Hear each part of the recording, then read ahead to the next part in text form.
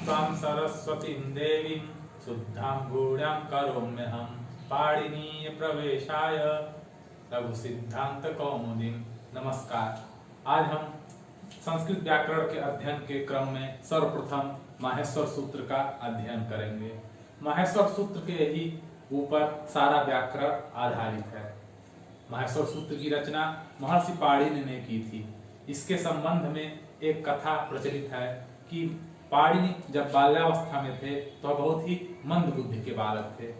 विद्या की प्राप्ति के लिए उन्होंने हिमालय पर जाकर भगवान शिव की आराधना की, जिससे प्रसन्न होकर भगवान शिव प्रकट हुए और उन्होंने अपने डमरू को 14 बार बजाया और उनसे जो ध्वनि उत्पन्न हुई उन्हीं 14 ध्वनियों से पाणिनि ने यह 14 माहेश्वर सूत्रों की रचना की। चूंकि यह माहेश्वर सूत्र जो है महेश्वर से प्राप्त थे, इसलिए इनको माहेश्वर सूत्र कहा जाता है। महेश्वर में अण प्रत्यय अपत्य अर्थ में होकर महेश्वर से माहेश्वर बना है, जैसे भरद्वाज से भारद्वाज। आइए अब हम जानते हैं कि माहेश्वर सूत्र किस प्रकार व्याकरण में प्रयोग किया जाता है। माहेश्वर सूत्र के कुछ और भी नाम हैं, जैसे शिव से प्राप्त होने के कारण इन्हें शिव सूत्र भी कहा जाता है। इसमें 14 सूत्र हैं, इसलिए इनको चतुर्दश सूत्र भी कहते हैं।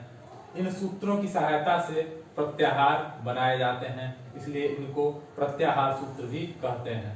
कुछ लोग इन्हें पाणिनीय सूत्र भी कहते हैं। तो इनका हम प्रयोग देखते हैं। सबसे पहले हम इनका उच्चारण करके एक बार माहेश्वर सूत्रों को पढ़ लेते हैं। अयूढ़, ऋलिप, एवं, अयौच, है वरट, लण, यम, गणनम, झभय, घड़, धस, जब, गड, दस, खप, छठ, थच, ततव, कपय, श, श, स, र, हल। इस प्रकार ये 14 माहेश्वर सूत्र हैं। अब यहाँ हम देखते हैं कुछ ऐसे वर्ण हैं जिनके अंत में, जिनके नीचे हलंत लगा हुआ है, जैसे ड़, क, ङ, च, ट, ड़। इसके संबंध में पाणिनि कहते हैं कि हलंतम सूत्र देते हैं। हलंतम सूत्र का अर्थ होता है अंत में आए हुए हल की इत संज्ञा हो, अर्थात यह इत संज्ञा होगा क्योंकि यह सूत्र के अंत में आया हुआ है, और तस्य लोप सूत्र से फिर उनका लोप हो जाता है। अब प्रश्न यह उठता है कि लोप किसे कहते हैं। इसके संबंध में महर्षि पाणिनि ने सूत्र दिया है अदर्शनम लोपः। अदर्शन अर्थात जो चीज पहले उपस्थित था लेकिन फिर वह दिखाई न दे, तो उसको हम क्या कहेंगे कि इसका लोप हो गया।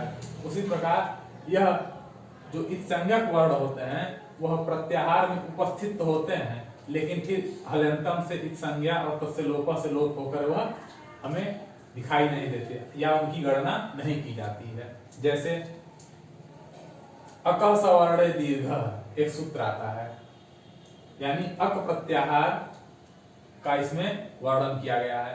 अक प्रत्याहार क्या है? अ, इ, उ, ड़, ऋ, क। इसमें ड़ की भी इत संज्ञा हुई है और क की भी इत संज्ञा हुई है।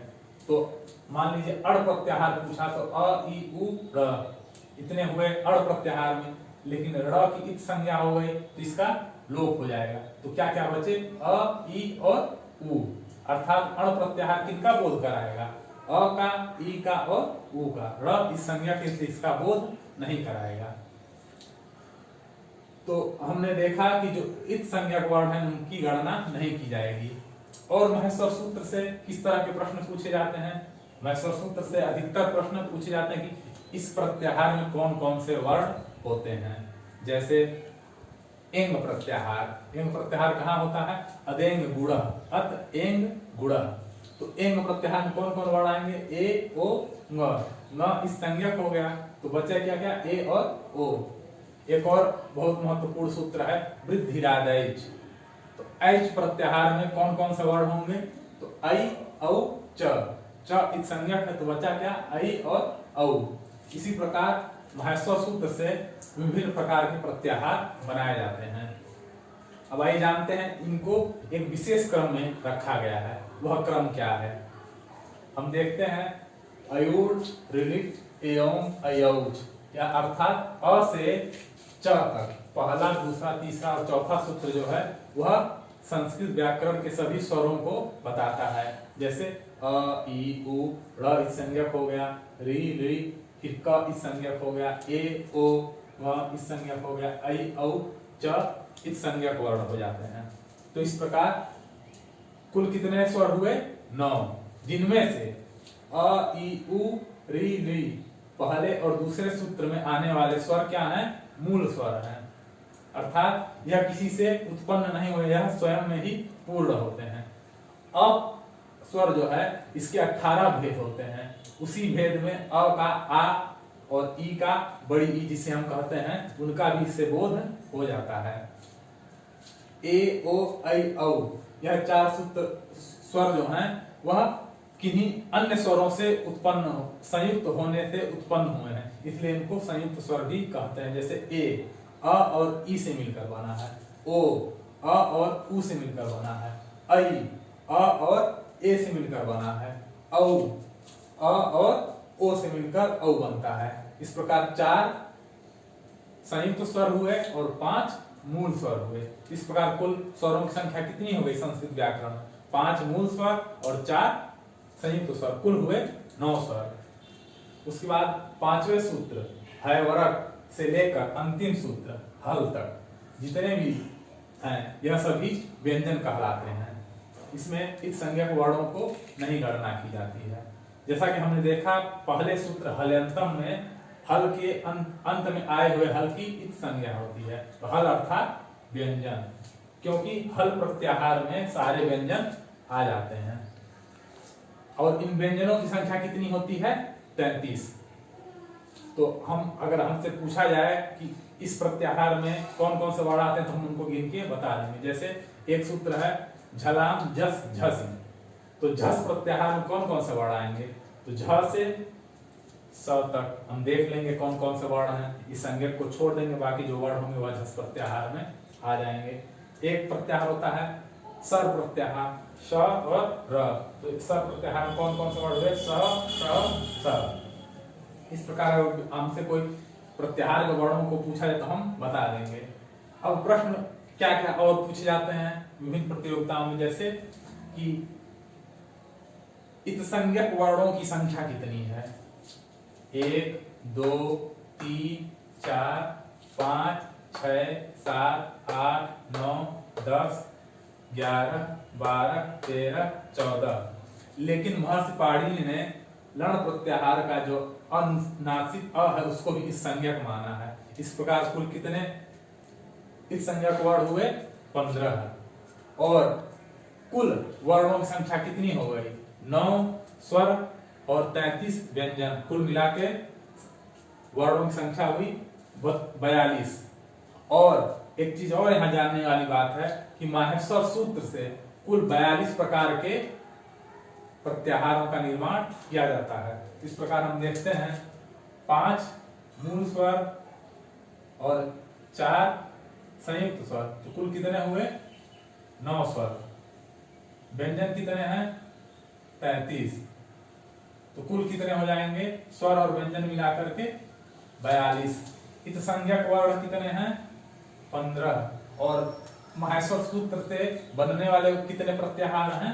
वह भी 42 हैं। जितने वर्ण हैं उतने ही प्रत्याहार इनसे निर्मित किए जाते हैं। अब इनका हम क्रम देखते हैं किस प्रकार व्यवस्थित हैं। अ, ई पहला, दूसरा, तीसरा और चौथा, अर्थात अ से च तक अच प्रत्याहार है, जिसमें सारे स्वर आते हैं, इसीलिए अच को स्वरों को अच भी कहा जाता है। 5वें सूत्र है वरक के ह से 14वें सूत्र हल के ल तक हल प्रत्याहार होता है, जिसमें सारे व्यंजन आ जाते हैं। इसके अलावा और क्या पूछता है? 5वां और 6वां सूत्र दोनों मिलके क्या कहलाते हैं? अंतस्थ। अंतस्थ वर्ण में कौन कौन से आएंगे? ह, य, व, र और ल। अवरल 5 अंतस्थ वर्ण होते हैं। उसके बाद 7वां सूत्र किसे बताता है? अनुनासिक वर्ण, यमंगणनम तथा इसके साथ ही यह पंचम वर्णों को भी बताता है, जैसे क ख ग घ न, च छ ज झ य, ट ठ ड ढ ळ, त थ द ध न, प फ ब भ म। इस प्रकार हम पंचम वर्णों को बताते हैं। आठवां और नौवां किसे बताता है? चतुर्थ वर्णों को बताता है वर्णमाला के। दसवां तृतीय वर्णों को बताता है। अब यहाँ 11वें पर ध्यान देने वाली बात है। ख फ छ ठ थ यहां तक यह द्वितीय वर्णों को बताता है, और च ट त क प यह 12वां सूत्र जो है वह प्रथम वर्णों को बताता है। 13वां और 14वां सूत्र मिलकर किसे बताते हैं? ऊष्म वर्णों को। इसीलिए ऊष्म वर्णों के लिए सल प्रत्याहार प्रयोग होता है, पहला स और अंतिम का ल। इस प्रकार सल प्रत्याहार में ऊष्म वर्ण होते हैं।